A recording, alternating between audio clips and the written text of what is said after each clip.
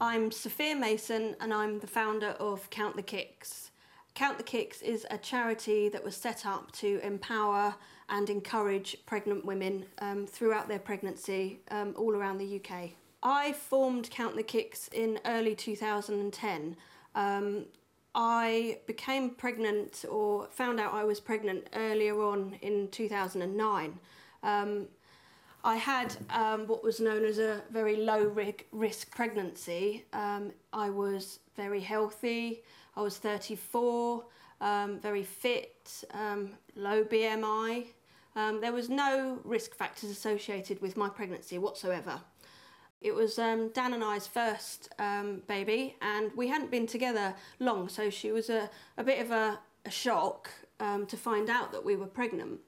It was my parents' first grandchild, and we were just all really looking forward to the future together. During the pregnancy as well, I was quite conscious of questions that I maybe should be asking, midwives. I knew that there were risks associated with pregnancy, but I was never aware, I was never sure of what to ask, and it kind of makes you feel a bit vulnerable and a bit silly, really. And sometimes you'd ask questions and you think, God, is that a really stupid question to ask? So we booked in to go to a private antenatal class with one of the big antenatal companies. I was actually, at that stage, I was already booked in for a planned caesarean.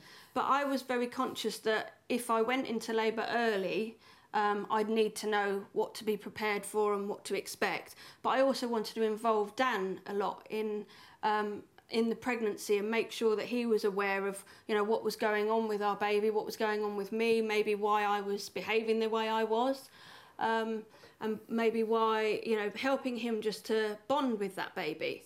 So one of the classes, and I remember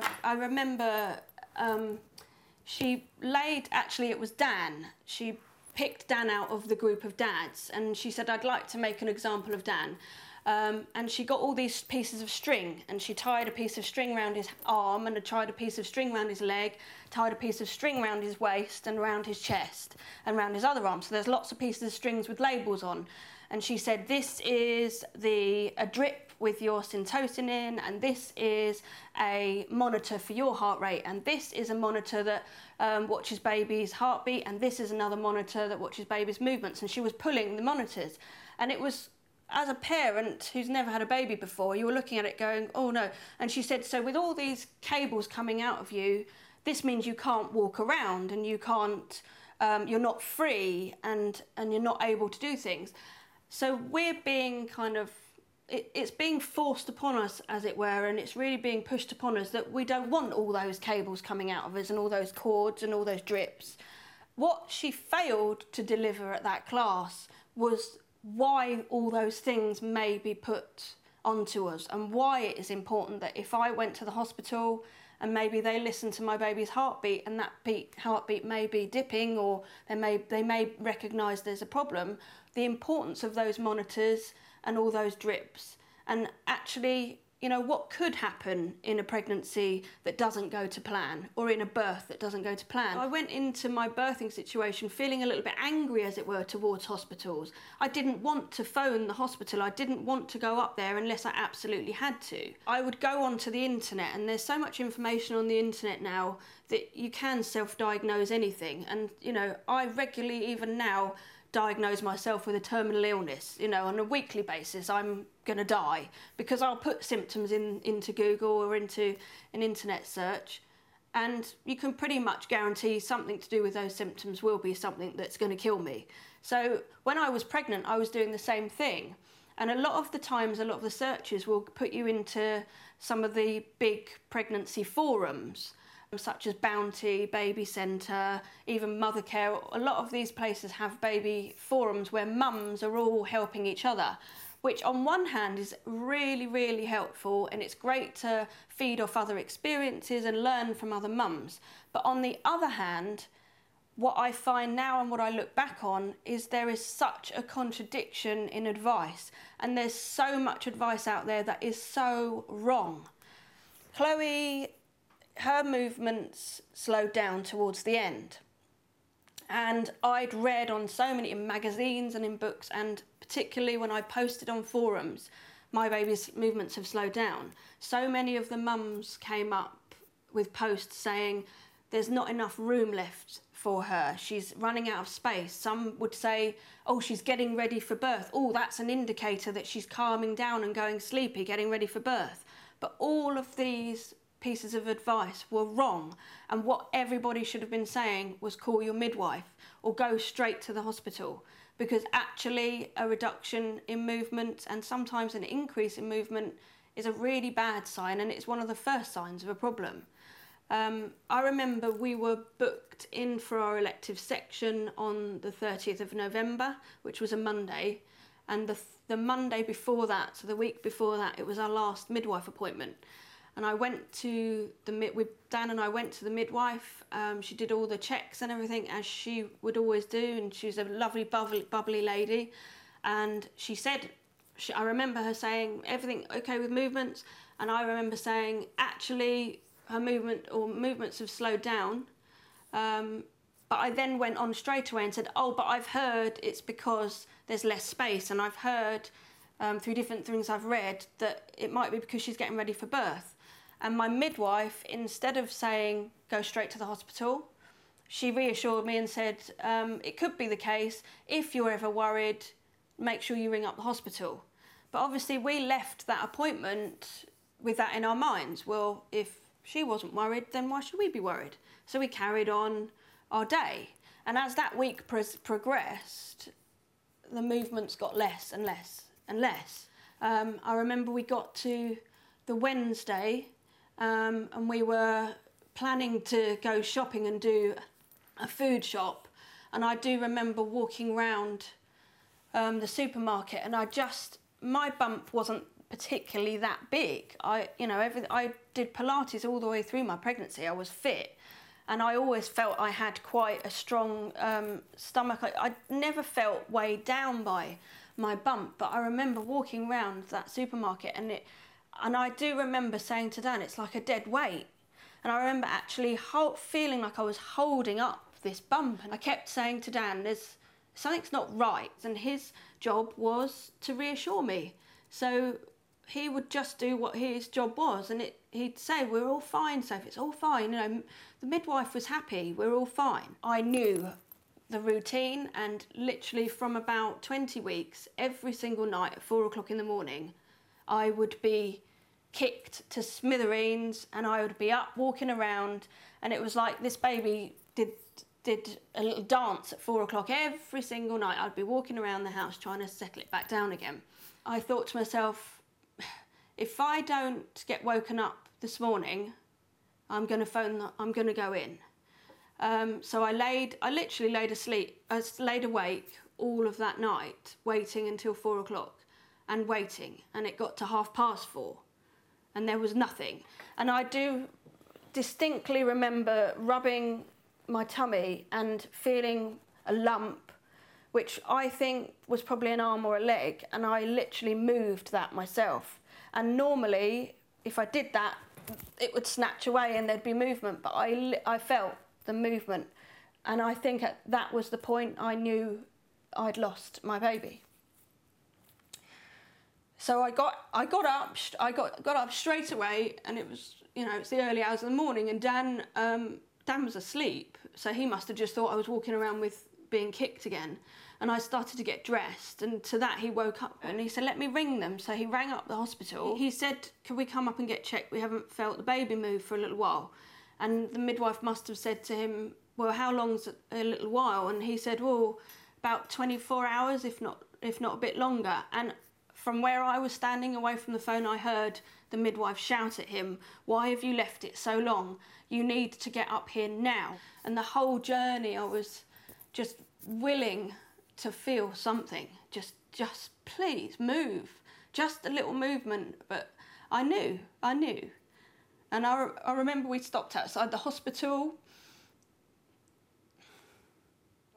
I think, no, first she got a Doppler out at her and she was holding it, and she was put the jelly on my tummy, and she said the thing that they always say when they look for a heartbeat, and she'll say, you know, often don't find it straight away, so don't worry if I don't get it within the first, you know, it might take me 30 seconds or so to find it, so don't worry. And she was hunting around, and I remember 2 minutes later she's still going, and that's the point where all eye contact stopped with me. That's the point where I knew something was up. So then she went and got the CTG, the monitor that goes around your tummy, and I remember looking at the screen and I could see what Dan was seeing, and I could see that Dan was saying, look, it's fine, there's a heartbeat, and there was a little sort of a heart picture that was pulsing away. I'd been on one of these CTGs earlier on in my pregnancy, and I knew that little picture was my heartbeat. So the next midwife came back, and I noticed she didn't say, hi, I'm so-and-so, and she didn't look me in the face. She just came straight to my tummy and looked straight at the monitor and looked straight at the other midwife and said, okay, I'll go and get the consultant. The registrar that came through the door had looked after me through my pregnancy, and she knew us. And I knew her. I saw her face when she first walked in. I could see her. She just looked like she was going to cry, and so she was doing all the checks that she had to do, and I could see she was just as desperate to get a glimmer of hope that just wasn't there. And we know within probably 5 minutes, she just looked up from my tummy and she just said sorry. And I didn't cry because I knew poor Dan, Dan didn't know what to do, and he was just saying, sorry about what are you sorry about? And she said, your baby's died. Or I think I said, our baby's died, and he said, no, it hasn't. And it was me comforting him, and I just kept saying, I'm sorry. I felt like such a failure. I felt like it, I'm carrying that baby, and I've completely failed Dan and failed my mum and dad. And that was my next thought was, I've got to tell my mum, because if Dan phones my mum at this stage, at this time in the morning, she's going to think that we've had the baby or that the baby's on the way, and she won't listen to what he's saying. And I remember the phone ringing, and she snatched the phone up, and I probably can guarantee she thought it was probably Dan, and there was my voice on the end of the phone, Mum, it's me. And I just remember her saying, what's wrong? Soph, what's wrong? And I didn't know how to put it, and I just said it as it was. Mummy, our baby's died. And I think she just came into being a mum herself, and she just wanted to look after me. And she said, we'll be there as quickly as we can, Soph, we come in. I found out since that sometimes people might have to go home knowing that they've lost their baby, to be then booked in to be induced, sometimes up to a week later. Knowing, going on their day-to-day life, carrying their dead baby around in them. It obviously went into the general anaesthetic, and the next thing I knew, I was being woken up. I remember coming round from the anaesthetic, and Dan was there stroking my arm, and he said, we've got our little girl, Soph. We've got a little girl. And I just remember thinking it was all a bad dream, and that maybe we've got our little girl, and maybe she hadn't died, and maybe I'd just dreamt that. That I couldn't fathom what was going on, and it wasn't until I came round and looked around the room and I saw Jan and John, Dan's parents, and I saw my mum and dad, and everyone was crying. And I saw Dan there holding this little blanket, and he put her in my arms, and we got to meet our little girl, and all they could say to me at the time was that when they delivered her, the cord was wrapped round her neck twice. But quite rightly so, I questioned that and said, but babies are born every day with the cord around their necks. So why did my baby die? And they said, we don't know and we'll never be sure. One thing I was given was the SANS pack, and SANS is a charity that is there to support parents who've lost children. And a part of that SANS pack and SANS training, as it were, with midwives, bereavement midwives, are put through a course on how to actually look after parents who've lost babies. And what they've now introduced is that photographs are taken of Chloe, or photographs were taken of Chloe, and her hand and footprints. Now when I look back and I've got all these little treasured snippets of such a short time that I had with her, they're the most valuable things. You know, I'll take them to my grave.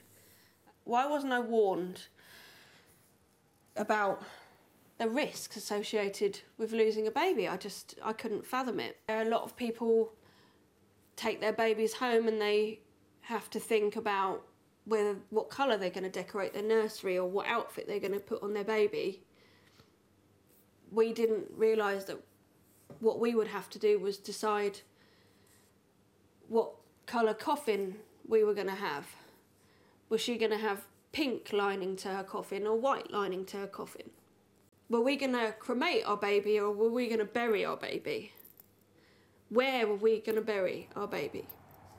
That was how our days evolved. It was all about planning how to say goodbye to our baby that we never got the opportunity to say hello to. And we phoned up the registry office and we told them that we needed to make an appointment to come and register the death of our child.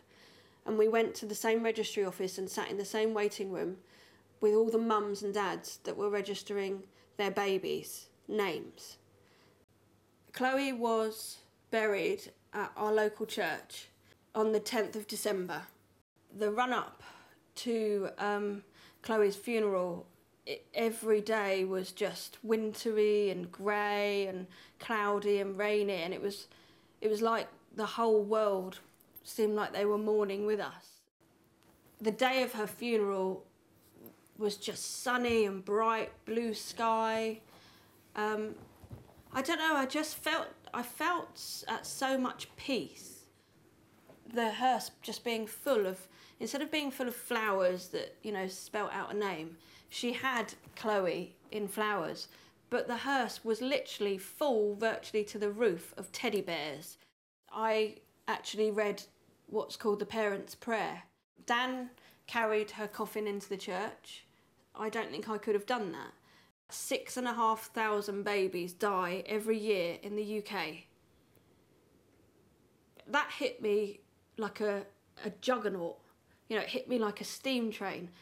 Chloe was one of 17 babies in the UK to die on the 27th of November 2009. 17 other families were going through exactly what I was going through that day. And each day, every day after that. That's too many. 10 times more babies die in the UK than people are killed on our roads. Why don't we know this? Why is there such a stigma in the UK surrounding child loss? When I was on the website forums or I was reading magazines, although there's lots of helpful information on there, you know, what nappies to buy, what cream to use to prevent stretch marks, there needs to be a much stronger public health message for pregnant women who have maybe never been through pregnancy before. My intention was just to share my story, just to try and stop someone else going through what Dan and I and our family were living with. And then I kind of came up with the idea of a sticker so that a midwife can write her phone number on a sticker and stick it on the front of a mum's notes and literally just say to her, if you ever get worried, there's my phone number, give me a call. That's not going to cause any worry. It's not going to cause a pregnant woman to have a panic attack over it. That lady will go away and know that she's quite entitled to ring that midwife if she ever needs to. That's what I wanted to get across, to actually go to a medical professional and ask for medical advice. I pitched the idea to a local printing company who had actually a new charity funding scheme going, and straight away Fiona from Flourish actually said, right, I want to help you, I'll design the stickers for you, we'll design the website for you, and literally within a week Count the Kicks had evolved.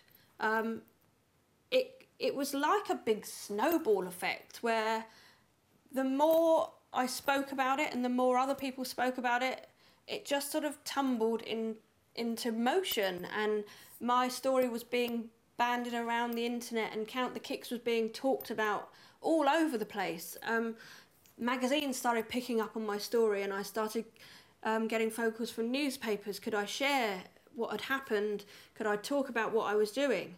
I think a couple of months went by, and suddenly donations were coming in. People wanted to do more things, you know, they wanted to help. And most people, when it comes to bereavement and people that have lost babies, they want to get out there and they wanted to feel that emptiness that they had in their lives, and they wanted to do something physical. So I had fathers, bereaved fathers, ringing up. They want to run the marathon.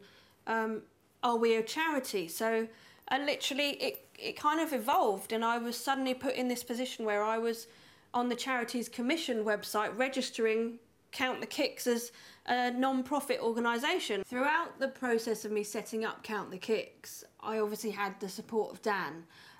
He played his own part in the building and sort of setting up of Count the Kicks. He wanted to, he's obviously a lot more physical than I am, and his part has been very much on the fundraising side of things. To begin with, in the first year of Count the Kicks, Dan signed up for the Great South Run, and he actually ran it with our NCT teacher, our antenatal class teacher. There were 3 of them that did the Great South Run, and he raised hundreds of pounds for the charity. And then again last year he decided to put it on himself to do the London to Brighton bike ride, but he opted for the harder version and cycled through the night doing the moon ride.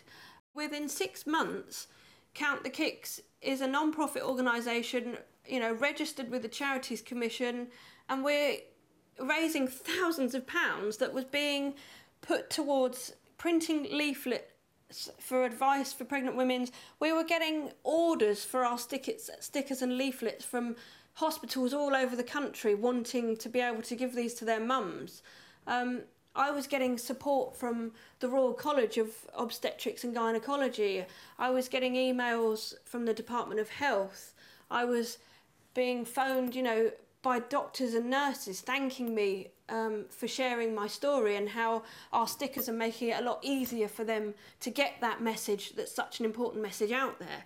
With our website and our leaflets that have evolved and are being distributed throughout the country directly to pregnant women, either from their midwives. We have retail outlets that have them on their counters. A lot of antenatal teachers now use, as part of their classes, they're giving out our information, and they're giving our leaflets to mums. And I'm just hoping, you know, working alongside all the other charities and all the other organisations, that in 10 years' time we'll be looking at completely different statistics. And I'm confident that this will happen. Just before Chloe's first birthday, we found out that we were expecting again. I can't say that being pregnant for the second time after losing Chloe was easy, because it was one of the hardest things I went through. And obviously, knowing everything I knew from the charity, I was aware so much more of the risks. This was actually testing my charity and what we represent, and my whole aim with the charity is to empower women and make them confident throughout their pregnancy. So whenever I had a problem, or whenever I had a worry or a concern in my pregnancy the second time round, I was, instead of going onto the internet or reading magazines, I was calling my midwife straight away. Every test and everything we had was all fine, although it mirrored Chloe, so I was always very aware that something could go wrong right at the last minute, and that always scared me. Before, I felt the longer Chloe was inside me, the more healthy she would be. This time, I wanted that baby out as soon as possible. You know, as soon as I could get that baby out, I wanted it out. I just was so scared. The doctor agreed to 37 weeks. We were given extra scans, and the growth of the baby seemed fine all the way in the scans. But it wasn't until I hit 36 weeks, or literally no, it was about 35 plus 4, that I started to notice the baby's movements reduce again. I followed what I would tell anyone else to do. I phoned my midwife, and luckily my midwife said to me straight away, go up to the hospital, Soph, they'll all be waiting for you. Don't panic, you'll be monitored and everything will be fine. Just go up there, that's what they're there for. That's what I tell other mums to do, so that's what I did. You know, I basically told myself in that journey that I'd lost another baby. Again, the midwife said, you know, Sophie, it might take me a few seconds to get the heartbeat, to find the heartbeat. And I was just thinking, it's going to take longer than a few seconds, and I thought, I've lost another one. And I remember the Doppler almost hadn't even touched my tummy, and there was this woo, woo, woo, woo, and it was as if this baby was screaming out at me, and then suddenly I get a big kick, and I was just like, and everyone sort of laughed it off, oh, there you are, it's all fine. But it was niggling at me, you know, my instinct, I knew something wasn't right. But I asked them, you know, can you just put me on the monitor and just let me get monitored for an hour or two? And they said, yeah, fine, that's fine. And they kind of gave me a smile, you know, like, oh, we know what you're going through, you know. And I think they all kind of looked at me like, oh, poor Soph, she's nearly at the end, and, you know, it's getting to her now. And I think they didn't really think there was a problem, but it was in me.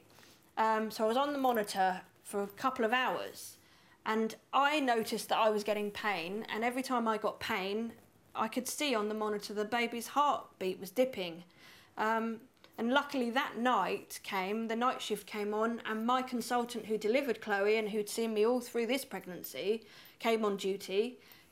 Claire, my midwife, the senior midwife, she came on duty, and Gail, the bereavement midwife who looked after me with Chloe, she came on duty. And they all came round my bed and they said, what do you feel, Soph? What are you thinking? And I was saying, well, look, the baby's pulse is dipping, I'm not happy. And thankfully, I've got a team of people around me who listened to their mum. And they, you know, one of Claire's sayings is always, you listen to mum because mum knows best. I remember it was 10 o'clock at night, and Dan was getting ready to go home, and they went off, and literally within 5 minutes they all came back in their scrubs, and Claire looked round at me with a big beam on her face and said, come on then, we're going to meet your baby. And this time obviously I had an epidural and not a general anaesthetic, so I was awake. And literally I think it took 20 minutes from the time we were told that we were going to meet our baby to actually meeting our baby. Suddenly, the room just kind of went a bit quiet, and Claire says, Dan, and I've, you know, got this screen up, and she said, Dan, there's your baby, and Dan was just like, oh, and, you know, and he turned around and said, we've got a little boy, Soph, we've got a little boy, and it was, I can't explain the feeling of relief and this little thing, and, you know, suddenly I've got another baby in my arms, but this one actually opened his eyes. I'll never ever forget the feeling of having George, ever. He really does make it all worthwhile, and I now know that if it wasn't for everything that I learnt through setting up the charity, the likelihood is I wouldn't have George here. They did tell me the day after I had him that my placenta was failing, and because of this they could pretty much guarantee that that's likely to have been why Chloe died. So going through that second pregnancy and having that happen gave us all the answers that we needed, and I feel like George's arrival has filled so many questions.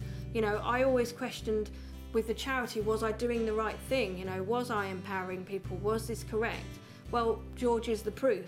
You know, if I hadn't have gone to the hospital and if I hadn't have said, please can I stay here, I followed my instinct, and that's all I want other women to do, is just to listen to what their body's telling them to do, and if they've got a niggling problem that they need to just speak out and just be confident in themselves.